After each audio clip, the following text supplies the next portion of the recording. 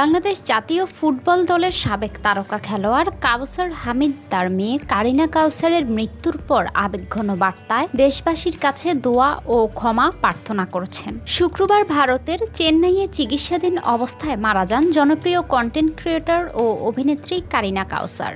তিনি লিভার ও ফুসফুসের জটিলতায় ভুগছিলেন। ফেসবুকে কাউসার হামিদ লেখেন, আমার মেয়ে কোনো ভুল ত্রুটি হয়ে থাকলে কিংবা কাউকে কষ্ট দিয়ে থাকলে আপনারা তাকে ক্ষমা করে দেবেন। দোয়া করবেন সবাই আল্লাহ তাকে বেহেশত নসিব করুক। পারিবারিক সূত্র জানায়, প্রথমে সাধারণ জ্বর মনে হলেও পরে তার শরীরে গুরুতর সংক্রমণ ধরা পড়ে।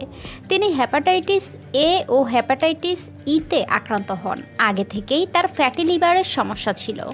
অবস্থার অবনতি হলে ঢাকার একটি বেসরকারি হাসপাতালে লাইফ সাপোর্টে রাখা হয় এবং পরে এয়ার অ্যাম্বুলেন্সে চেন্নাই নেওয়া হয় উন্নত চিকিৎসার জন্য।